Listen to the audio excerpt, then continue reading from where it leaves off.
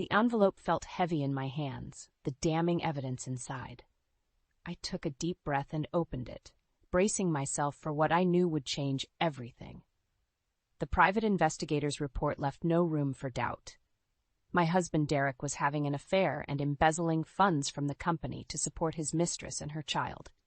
As I flipped through the pages detailing their sordid rendezvous and lavish expenditures, a sickening mix of anger and heartbreak welled up inside me. How could he do this to us? I whispered, my hands trembling. Derek and I had been together for nearly 20 years, since we were wide-eyed college sweethearts. We'd built a life, a family, a future, or so I thought. Now it was all crumbling before my eyes, the betrayal cutting deeper than any knife. The report identified Derek's mistress as Tiffany, a woman over 10 years younger than me. Glossy photos showed them canoodling at fancy restaurants, checking into hotels, even frolicking on a beach during what was supposed to be his business trip. Meanwhile, I was at home, obliviously doting on our teenage son Jason and managing the household. But it was the financial records that enraged me the most. Derek had been siphoning money from our joint accounts, setting up a separate slush fund to bankroll his tawdry affair. Tiffany's apartment, her car, her clothes, all paid for with my hard-earned money. The audacity of it all made my blood boil. As I pored over the documents, a cold determination overcame me. Derek's deception ran deeper than I could have imagined, but now I held all the cards. He wanted to deceive and discard his family for some cheap thrill? Fine. I would make him pay a price he couldn't fathom. Gritting my teeth, I began methodically compiling the evidence. I would rain down hell on my cheating husband, stripping him of everything he valued, his job, his reputation, his finances. By the time I was done, Derek would be left with nothing but the ashes of his selfish misdeeds. Let the games begin. With a heavy heart and my mind spinning, I made the call to hire a private investigator. As much as the thought of Derek's betrayal sickened me, I needed concrete proof before taking any drastic actions. A few days later, the PI delivered, in spades. Not only did he uncover details of Derek's tawdry affair, but the true depths of his deception left me reeling. Mrs. Thompson, the investigator began solemnly, sliding a thick manila envelope across the table, I'm afraid the situation is much worse than we anticipated. My hands trembled as I opened the envelope and examined the contents. Along with photos of Derek and his mistress Tiffany canoodling intimately, there were bank statements, receipts, even a lease agreement. Your husband has been systematically embezzling funds from your joint accounts to support this woman and her child, the PI explained, his voice laced with disgust. He's been paying for their apartment, a car, clothes, vacations, you name it. I felt like I'd been punched in the gut.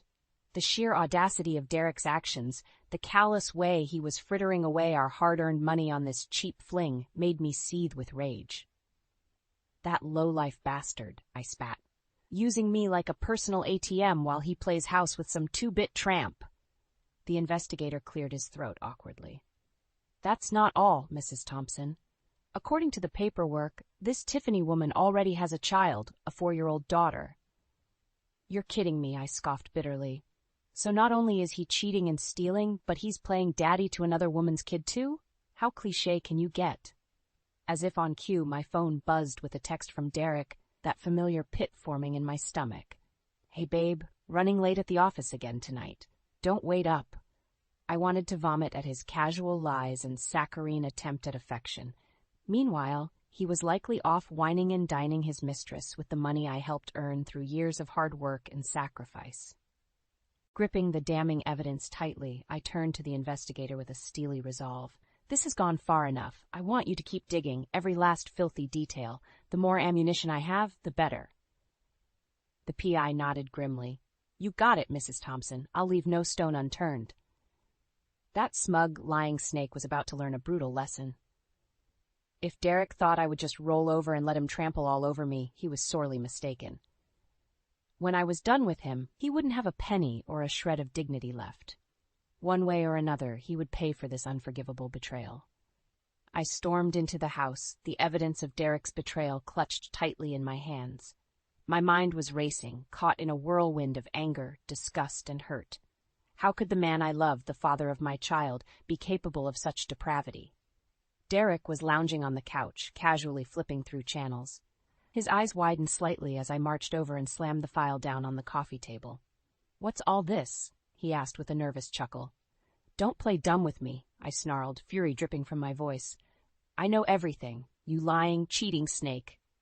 His face paled as he rifled through the photos and documents, the proof of his infidelity laid bare. Derek opened and closed his mouth like a gasping fish, struggling to formulate an excuse. "Ava, I can explain." "Explain what?" I shouted, throwing my hands up in exasperation. "How you've been stupping some cheap hussy behind my back, or how about embezzling thousands from our accounts to keep your little side piece living in luxury?" Derek's shoulders slumped in defeat. "I'm so sorry. It was a mistake, a lapse in judgment, but I still love you. You have to believe me." I barked out a harsh, mirthless laugh. "Wow, you really are delusional. Did you honestly think I'd be stupid enough to fall for your pathetic lies?" "Mom? Dad?" A small voice rang out. I whipped around to see our 16-year-old son Jason standing in the doorway, eyes wide with shock and confusion. "Jason, I didn't want you to find out this way," I began, my voice cracking with emotion. But the kid just shook his head sadly. "I already knew," he mumbled, not meeting my gaze. "I saw the text from Tiffany on Dad's phone a few months ago." The bottom dropped out of my stomach as I turned back to Derek, equal parts disgusted and heartbroken. "You're even more reprehensible than I thought, keeping this from your own son." Derek hung his head in shame, unable to offer any defense. I could feel the white-hot rage bubbling up again, threatening to boil over. Snatching up the file, I jabbed a finger squarely at my husband's chest. "Don't worry, this isn't over. Not by a long shot. I'm taking you for everything you're worth, you pathetic, disloyal scumbag." With that, I spun on my heel and stormed out, Jason trailing silently behind me. Derek made a feeble attempt to call after us, but I shut him out. He had shattered my trust into a million pieces, and there would be no putting it back together. From that moment on, the gloves were off. I would dismantle Derek's life, piece by piece, until he was left with nothing, no money, no reputation, no family. It was the only way to avenge this unforgivable treachery. After all, hell hath no fury like a woman scorned. The next few weeks were a whirlwind of pent-up anger and meticulous planning. Derek's sniveling apologies and hollow promises fell on deaf ears. I was done being the fool. After his outrageous betrayal, there would be no forgiveness, no second chances. He had lit the fuse, and I was determined to watch his world burn. My first order of business was consulting a high-powered divorce attorney. Marlene Wilkins came highly recommended, a renowned legal pit bull with a reputation for taking no prisoners. "Mrs. Thompson, I've looked over the evidence you provided," she began, her voice all business. "Infidelity, embezzlement, emotional distress, you've got more than enough grounds for a very advantageous settlement." A feral smile crept across my lips. Music to my ears. "Good. I want everything. The house, full custody of Jason, alimony up the wazoo. I'm going to bleed that lying sack of crap dry." Marlene's lips curled in an approving smirk. "Consider it done. We'll bury him under an avalanche of litigation, take every penny he's worth." With the divorce proceedings officially set in motion, I felt a weight lift from my shoulders. The road ahead would be long and arduous, but the end result would be oh so sweet. Derek left destitute and disgraced, finally reaping what he deserved. Of course, he still tried in vain to plead his case, as delusional as ever. "Ava, please, let's just sit down and talk about this," he begged one evening, trailing me to the kitchen. "I never meant to hurt you, I swear." I simply shook my head and laughed in his face. "You're still lying through your teeth even now. It's pathetic, really." Grabbing a knife from the butcher block, I began slicing an apple with slow, deliberate strokes, never breaking eye contact. "I'm going to take everything from you, Derek. The house, the money, my last name, all of it. And I'm going to savor every second of watching you lose it all." His eyes widened in fear and panic as the weight of my words sank in. Good, he was finally getting the picture. You can't do this," he sputtered frantically. Leaning across the counter, I held the knife aloft, watching his Adam's apple bob with a gulp. "Watch me." With that final warning, I brushed past him, leaving Derek to stew in the realization that his life as he knew it was over. The man who thought he could have his cake and eat it too was about to choke on a hefty slice of karma, served up piping hot. I would emerge from this divorce victorious, with my son, my dignity, and my sanity intact. Derek, on the other hand, would soon be left with nothing but the ashes of his selfish misdeeds. It was only fair, considering how thoroughly he had burned me. An eye for an eye, as they say. And in this case I planned to leave him blind. With the divorce proceedings underway, I knew I needed to land one final, decisive blow to completely dismantle Derek's life. Simply taking his money and assets wasn't enough. I craved the ultimate revenge of stripping him of his career and reputation, too. That's when I remembered the embezzlement evidence the private investigator had uncovered. Derek had been siphoning funds from our joint accounts to bankroll his tawdry affair, but some of that ill-gotten money seemed to trace back to his workplace as well. If I could prove he was stealing from his employer, he'd be fired in disgrace. I spent weeks carefully compiling documentation, following the financial paper trail like a bloodhound. Reams of data, hidden transactions, shady accounting practices. It was all there, plain as day, if you knew where to look. Derek's greed and arrogance had blinded him, leaving an incriminating money trail a mile wide. Finally, I took the thick dossier of evidence to an old family friend, Peter Kozlowski. He was a no-nonsense corporate litigator who had helped my father's business out of many legal jams over the years. If anyone could ensure this case stuck, it was him. "Ava, this is quite the situation your bastard husband has gotten himself into," Peter muttered grimly, meticulously reviewing the files. "Embezzlement, fraud, misappropriation of funds. He could be looking at serious criminal charges, not just termination." A cold, satisfied smirk spread across my face. "Good, let's bury the lying snake." Peter raised an eyebrow but didn't protest my harsh words. After going through the details of Derek's reprehensible actions, he understood the depths of my anguish. Over the next few days, Peter worked his magic behind the scenes, compiling ironclad legal documents and briefing Derek's employers on the illicit financial activity. The whole insidious scheme started unraveling with just a few carefully placed tugs on the right threads. The weekend before the corporate bombshell was set to detonate, Derek had the audacity to approach me one last time with another feeble plea for forgiveness. "Ava, I've made mistakes. Horrible mistakes that I'll regret until the day I die," he started, eyes brimming with crocodile tears. "But you have to believe that I still love you, and I'll do anything to make this right." I simply stared at him in stony silence, unmoved by his pathetic display. When he reached out to take my hand, I pulled it away with a look of utter revulsion. "You're going to get exactly what you deserve," I said coldly, "and not one bit more or less." Derek's brow furrowed in confusion, but I had already turned and walked away, leaving him to wallow in desperate uncertainty. Let him stew and agonize over his impending downfall. It was no less than that snake deserved. By the end of the week, the axe would fall, and everything he'd so selfishly jeopardized would be ashes at his feet. I could hardly wait to savor the look of abject horror on his face. The day of reckoning arrived sooner than Derek could have imagined. I had orchestrated every lurid, agonizing detail to perfection. This would be a public flaying he'd never forget. It started at the quarterly corporate meeting, where the entire staff had gathered in the main conference room. Derek was his usual arrogant, oblivious self as he swaggered in, completely unaware of the bombshell that was about to detonate. I gave Peter a slight nod, and he stood up from the back of the room, clearing his throat loudly. "Excuse me, everyone. I have an urgent matter to address before we proceed," he announced, his baritone voice commanding the room's attention. Derek's brow furrowed in confusion as Peter began pulling out documents and projecting damning financial records onto the screen behind him. "It appears we have a serious issue of corporate fraud and embezzlement of funds that has been uncovered," Peter stated grimly, "perpetrated by none other than our own Derek Thompson." A hush fell over the room as all eyes turned to Derek, whose face had drained of color. He shot me a panicked look, realization dawning that I had been the architect of his downfall. "What is this? Some kind of mistake?" he sputtered, beads of sweat forming on his forehead. Peter shook his head firmly. "I'm afraid not, Mr. Thompson. The evidence is comprehensive and irrefutable. You've been caught red-handed stealing from this company to fund your illicit affair." With a few taps on his tablet, Peter pulled up the photos from the private investigator, leaving nothing to the imagination.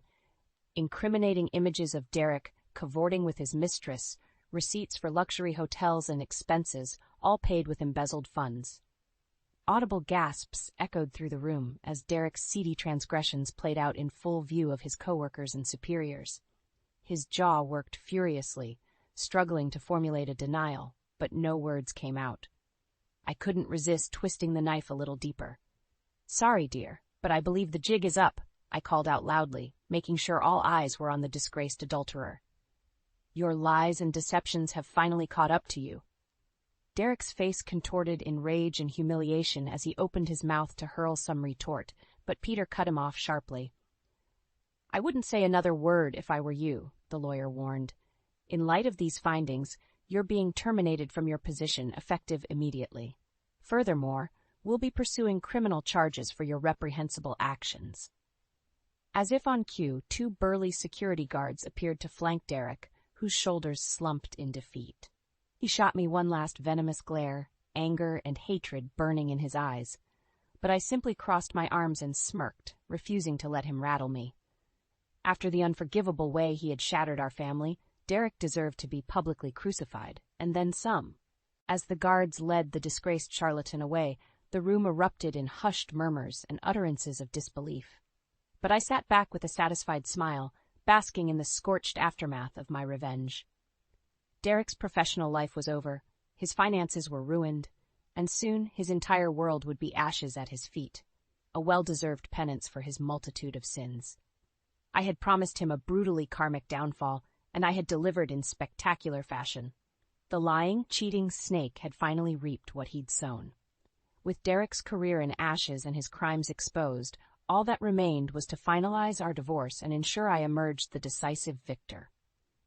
My shattered trust and broken heart demanded complete and utter vengeance. The proceedings were a legal bloodbath, with Marlene, the merciless litigator, leading the charge against Derek's feeble defense team. I sat stoically as they attempted to gaslight me, cast aspersions on my character, even accuse me of fabricating evidence, anything to avoid taking responsibility for his reprehensible actions.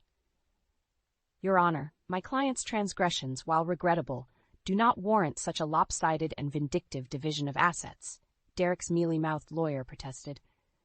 "We ask that you consider a more equitable settlement."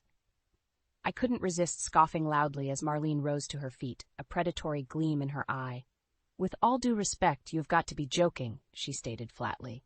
"Mr. Thompson's egregious behavior goes far beyond simple transgressions. He lied, cheated, stole, and then compounded his sins by embezzling from his employer in a craven attempt to cover his tracks."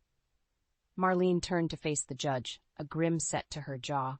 "Your Honor, we have reams of ironclad proof detailing Mr. Thompson's moral depravity and criminal misconduct. The evidence shows a long pattern of deceit, manipulation, and downright sociopathic behavior. He has forfeited any right to an equitable split."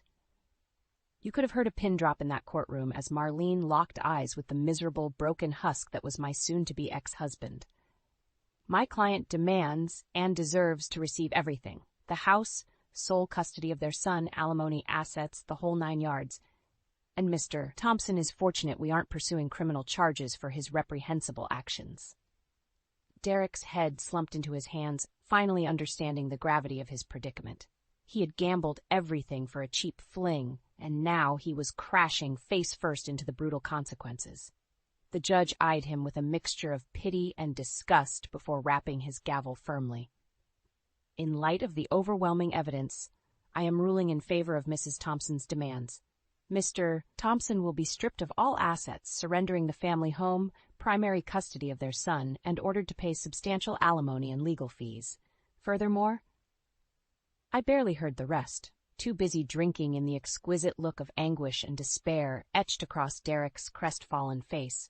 This was the moment I had fantasized about for months, the lying, cheating snake getting his karmic comeuppance in spectacular fashion. As we rose from our seats, Derek finally met my gaze, his eyes brimming with impotent rage and hatred. For a fleeting second I wondered if he might lash out, try to hurl insults or threats. Instead, he simply shook his head, the fight utterly extinguished from his demeanor. "I hope you're happy now," he muttered bitterly. "You've taken everything from me." A cold, triumphant smirk crept across my lips.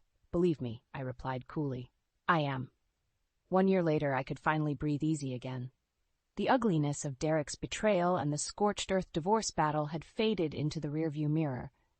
In its place was a profound sense of relief and newfound optimism for the future. As I sipped my morning coffee and gazed out over the backyard of the house I had fought so hard to keep, I felt a swell of satisfaction. The lawn was freshly mowed, the garden in full bloom, physical manifestations of putting the past behind me and nurturing new growth. "Morning, Mom," Jason called out as he ambled into the kitchen, that familiar teenage shuffle to his gait. "The usual for breakfast?" I smiled and ruffled his hair affectionately. "You know it, kiddo. Pancakes and bacon coming right up." As I busied myself at the stove, my mind inevitably drifted to Derek and where his life had spiraled. The information I'd gotten through back channels painted a grim, karmic picture. First, he had been fired from his cushy corporate job in the wake of the embezzlement scandal, left with no savings or income after the divorce. With nowhere left to turn, that arrogant snake had slithered back to his mistress Tiffany, begging for a place to stay. I could only imagine the smug satisfaction she must have felt, lording it over the man who had once showered her with ill-gotten gifts and cash. For a few months, she let Derek exist in that humiliating limbo, freeloading off her and doting on her daughter like the surrogate dad he'd played at being. But inevitably, even Tiffany's patience wore thin. Without his money and status, Derek's charm curdled into desperation and neediness. The last I heard, she'd finally kicked him out, his sorry carcass forced to crash on a friend's couch and rely on handouts. Poetic justice, if you ask me. The man who had sacrificed everything for his tawdry affair was now destitute and alone, reaping the rotten fruits of his selfish misdeeds. All those expensive gifts, lavish dates, the apartment he'd bankrolled, it had all amounted to a cruel facade, a house of lies that crumbled to dust. "You okay, Mom? You've got that look again." Jason's concerned voice snapped me out of my reverie. I forced a reassuring smile and set a heaping plate of pancakes down in front of him.